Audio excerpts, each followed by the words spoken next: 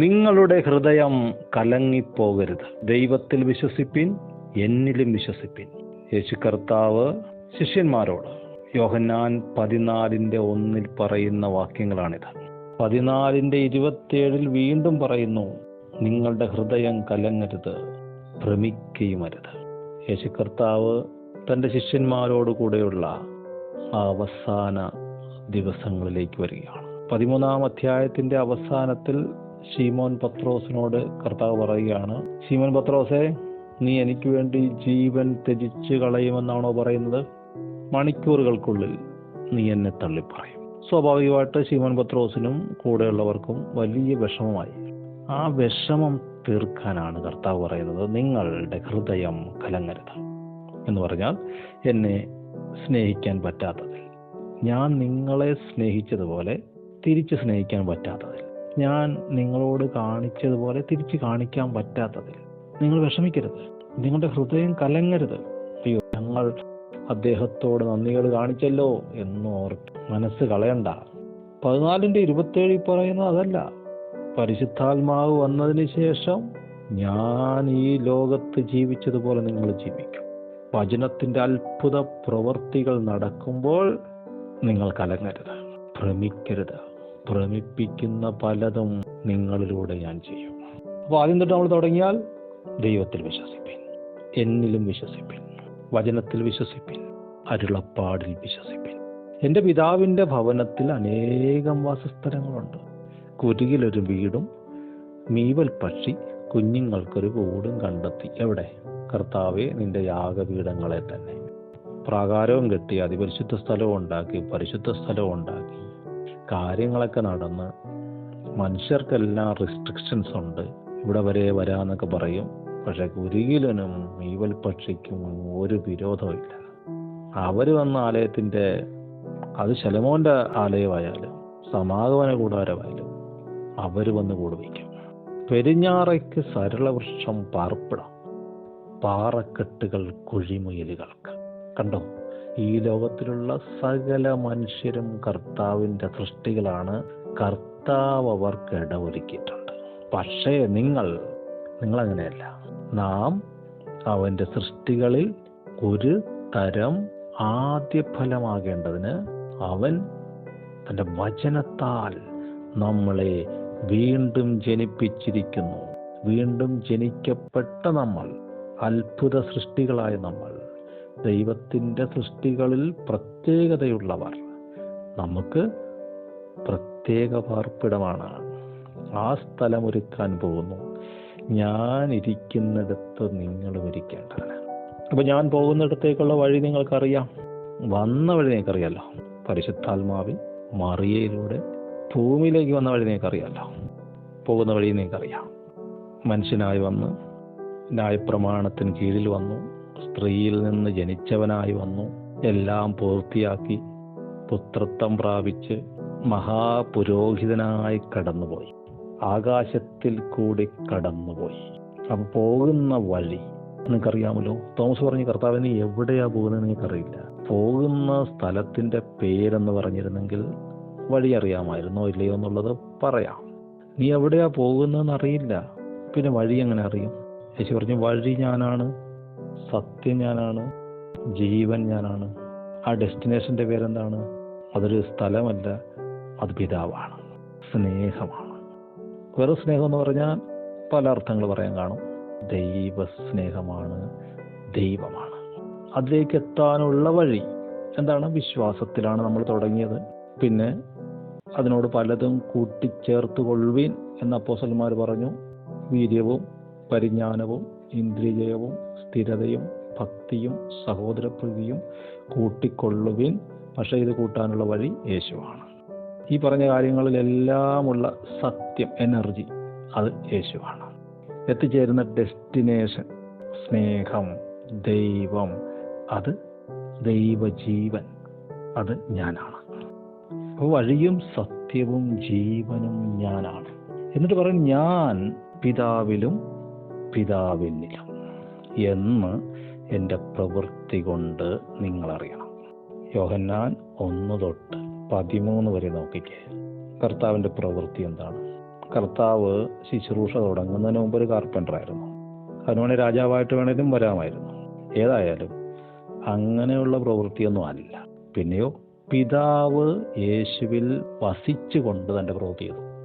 1-ാം അധ്യായത്തിൽ തൊട്ട് പിന്നെ എന്തെല്ലാം ചെയ്തു.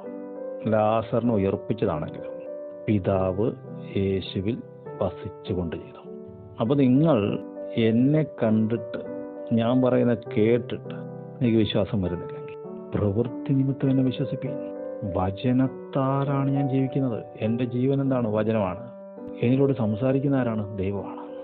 അപ്പോൾ ദൈവജീവനിൽ നിൽക്കുന്ന ഞാൻ, ദൈവത്താൽ സംസാരിക്കുന്ന ഞാൻ, പിതാവിനിലും ഞാൻ പിതാവിലും എന്ന എൻ്റെ പ്രവൃത്തി നിമിത്തം നിങ്ങൾ എന്നെ വിശ്വസിപ്പിക്കും. ഇത്രയും പറഞ്ഞിട്ട് കർത്താവ് പറഞ്ഞു, ഇനി നിങ്ങളുടെ കാര്യം പറയാം.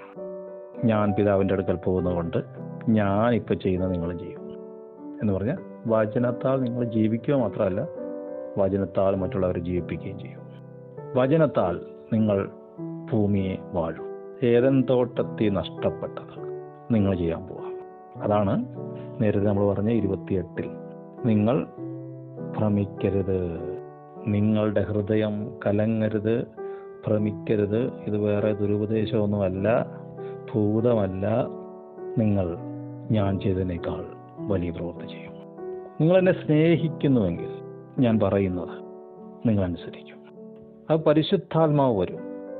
കാര്യസ്ഥൻ നിങ്ങളോടുകൂടെ എന്നേക്കും വരും. നിങ്ങൾ അനാഥരല്ല. പരിശുദ്ധാത്മാവ് വന്നു കഴിയുമ്പോൾ മുൻപേ ഞാൻ പറഞ്ഞതിന് മാറ്റം വരുത്തുകയാണ്.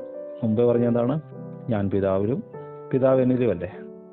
പരിശുദ്ധാത്മാവ് നിങ്ങളിൽ വന്നു കഴിയുമ്പോൾ നിങ്ങളെയും കൂടെ ഈ ടീമിലിട്ട് ചേർക്കുകയാണ്. ഞാൻ നിങ്ങളിലും നിങ്ങൾ എന്നിലും ഞാൻ എൻ്റെ പിതാവിലും എന്ന് നിങ്ങൾ അറിയും. നിങ്ങൾ എൻ്റെ കൽപ്പനകൾ ലഭിച്ചു പ്രമാണിക്കുന്നത് കൊണ്ട് നിങ്ങൾ എന്നെ സ്നേഹിക്കുന്നു. നിങ്ങൾ എന്നെ സ്നേഹിക്കുന്നത് കൊണ്ട് പിതാവ് നിങ്ങളെ സ്നേഹിക്കുന്നു. ഞങ്ങൾ നിങ്ങളോടുകൂടെ വന്ന് വാസം ചെയ്യും. സ്നേഹവും വചനവും നമ്മളിൽ വന്ന് വാസം ചെയ്യും. എന്നെ സ്നേഹിക്കുന്നവനെ പിതാവ് സ്നേഹിക്കുന്നു. ഞാൻ അവൻ എന്നെ തന്നെ വെളിപ്പെടുത്തും, അല്ലെങ്കിൽ ഞാൻ അവനിൽ വെളിപ്പെടും.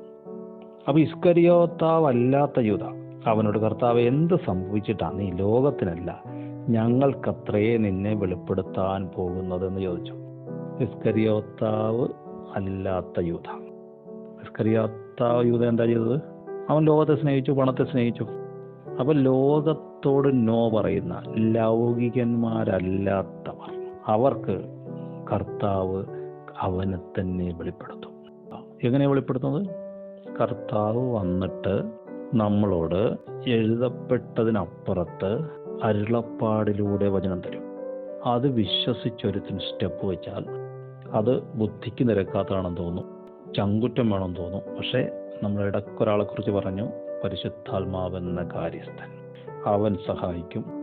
നിങ്ങൾ പരിശുദ്ധാത്മാവിനാൽ നടക്കും, നിങ്ങൾ പിതാവിനെ അനുസരിക്കും. ആ അനുസരണം, ആ ആലോചനയിൽ നടക്കുന്നത് ഈ ലോകത്തിൻ്റെ പ്രഭുവിന് വിറപ്പിക്കും. ഈ ലോകത്തിൻ്റെ രീതിയിലനുസരിച്ചല്ല കാര്യങ്ങൾ ഇവിടെ നടക്കാൻ പോകുന്നത്. ഈ ലോകം തരുന്ന സമാധാനം, ആൾബലമുണ്ടെങ്കിൽ, സമ്പത്തുണ്ടെങ്കിൽ, ബാങ്ക് ബാലൻസ് ഉണ്ടെങ്കിൽ സമാധാനം, അതല്ല. അതിനെ അതിശയിക്കുന്നുവെന്ന് അരുളപ്പാടിനാൽ. അപ്പോൾ നിങ്ങൾ കാണാൻ പോവുകയാണ്, ഈ കാണുന്ന ലോകത്തിന് കാണാത്ത ചിലതുണ്ടെന്ന്. ഈ കാണുന്ന വാഴ്ചകൾ, അധികാരങ്ങൾ, അതിനെ അപ്ഹോൾഡ് ചെയ്യുന്ന, താങ്ങുന്ന, കാണാത്ത ഒരു വചനമുണ്ടെന്ന്. സൃഷ്ടിക്കുകയും പരിപാലിക്കുകയും ചെയ്യപ്പെടുന്നത് ആത്മമണ്ഡലത്തിലെ വചനത്താലാണെന്ന്. നിങ്ങളുടെ വായിൽ നിന്നും മുഴങ്ങുന്ന വചനം നിലവിലെ സൃഷ്ടികളിലെ വചനങ്ങളിൽ ചെന്ന് തട്ടുമെന്ന്, അതിൻ്റെ മുഴക്കം ആത്മമണ്ഡലത്തിൽ കേൾക്കുമെന്ന്, സ്വർഗീയ സൈന്യം ഇറങ്ങി വരുമെന്ന് നിങ്ങൾ ഭ്രമിക്കരുത്. നിങ്ങളുടെ ഹൃദയം കലങ്ങരുത്. ദുഷ്ടനെയും പകയനെയും മിണ്ടാതാക്കുവാൻ ശിശുക്കളുടെ വായിൽ ബലം. ഇതാണ് അർത്ഥം. നിന്റെ വായ് വിസ്താരത്തിൽ തുറക്കാം, ഞാൻ അതിനെ നിറയ്ക്കും. ഇതുദ്ദേശിച്ചാണ് പറയുന്നത്. എപ്പോ? കർത്താവിനെ സ്നേഹിക്കുന്നവൻ, യേശുവിനെ സ്നേഹിക്കുന്നവൻ, ചട്ടങ്ങളുടെ പുറത്ത് വിശ്വാസം കടന്ന്, പ്രത്യാശ കടന്ന് സ്നേഹത്തിൻ്റെ ലെവലിലെത്തുമ്പോൾ, അതിന് വലിയ സമയമാണോ? സമയമൊന്നും വേണ്ട. ഈ കാര്യസ്ഥനത് നടത്തി തരും. പരിശുദ്ധാത്മാവെന്ന കാര്യസ്ഥനത് നടത്തി തരും. അപ്പോൾ നിങ്ങൾക്ക് എന്തെങ്കിലും ഭയമുണ്ടെങ്കിൽ, എന്തെങ്കിലും ആശങ്കയുണ്ടെങ്കിൽ ഇതിലൂടെ പറഞ്ഞേക്കാം, ഞാൻ പിതാവിൻ്റെ അടുക്കൽ പോകുന്നതിനാൽ നിങ്ങൾ സന്തോഷിക്കും. കാരണം പിതാവ് എന്നേക്കാൾ വലിയവനല്ലോ. അതങ്ങനെയാ. ഈ വചനം എന്ന് പറയുന്നത് ചില സമയത്ത് അത് അരുളപ്പാടായാലും എഴുതപ്പെട്ടതായാലും നിങ്ങളെ ഒന്ന് അമ്പരപ്പിച്ചേക്കാം. പക്ഷെ സ്നേഹം നിങ്ങളെ അമ്പരപ്പിക്കുകയില്ല. വചനം അല്ലെങ്കിൽ അരുളപ്പാട് നിങ്ങളെ ഒരുപക്ഷെ ഒന്ന് ആശയക്കുഴപ്പത്തിലേക്ക് കൊണ്ടുപോയേക്കാം, ഒന്ന് മടിച്ചു നിൽക്കാൻ തോന്നിയേക്കാം. പക്ഷെ പിതാവിനേക്കാൾ വലിയവനല്ലോ. സ്നേഹത്തിൻ്റെ നിറവിൽ പരിജ്ഞാനത്തെ കവിയുന്ന ഒരു ശക്തി, ചോദിക്കുന്നതിലും നനയ്ക്കുന്നതിലും അത്യന്തം പരമായി വ്യാപരിക്കുന്ന ഒരു ശക്തി, ന്യായവിധിയെ ജയിച്ചു പ്രശംസിക്കുന്ന ഒരു കരുണ, കാട്ടുപോത്തിൻ്റെ കൊമ്പുകൾക്കിടയിൽ ഉത്തരമരുളുന്ന ഒരു സ്നേഹം, എഴുതപ്പെട്ട വചനത്തിനും അരുളപ്പാടിനും ഇടയിൽ, ലോകത്തിനും സാത്താനും ഇടയിൽ, പ്രമാണത്തിനും പാപത്തിനും ഇടയിൽ നിങ്ങൾക്കുത്തരം തരുന്ന ദൈവസ്നേഹം, പിതാവിൻ്റെ സ്നേഹം. അപ്പൻ മകനോടെന്ന പോലെ നമുക്ക് അബ്ബാ പിതാവേ എന്ന് വിളിക്കാം. ആ ധൈര്യത്തിൽ മുന്നേറാം. നിങ്ങളെക്കുറിച്ച് ദൈവത്തിന് സന്തോഷം. കാരണം ഒറ്റ കൽപ്പനയെ തന്നുള്ളൂ, മറ്റുള്ളവരെ സ്നേഹിക്കുക. ദൈവത്തിൻ്റെ ജോലി നിങ്ങൾ ഏറ്റെടുക്കുക. അപ്പൻ്റെ ഡിപ്പാർട്ട്മെൻറ്റ്, അപ്പൻ്റെ സ്വത്ത് നിങ്ങളെ ഏൽപ്പിക്കുകയാണ്. 7-ാം ദിവസം പിതാവായ ദൈവം, സൃഷ്ടാവായ ദൈവം തൻ്റെ പ്രവൃത്തികളിൽ നിന്ന് നിവൃത്തനായി. കാരണം പുത്രനെ ഏൽപ്പിച്ചു. ഇവിടെ ഇതാ നിങ്ങളെ ഏൽപ്പിക്കുകയാണ്. ദൈവജനത്തിൻ്റെ സ്വസ്ഥതയിലേക്ക് നിങ്ങൾ പ്രവേശിക്കുകയാണ്. വചനത്താലുള്ള ജീവിതത്തിലേക്ക്, അപ്പൻ്റെ സുരക്ഷിതത്വത്തിലേക്ക്, അപ്പൻ്റെ സമ്പാദ്യത്തിലേക്ക്, അവകാശത്തിലേക്ക് കടക്കാൻ പോവുകയാണ്. അനുഗ്രഹിക്കുന്നു, പ്രാർത്ഥിക്കുന്നു. കർത്താവ് സമൃദ്ധമായി കൃപ നൽകട്ടെ, അനുഗ്രഹിക്കട്ടെ, മാനിക്കട്ടെ. ആമേൻ.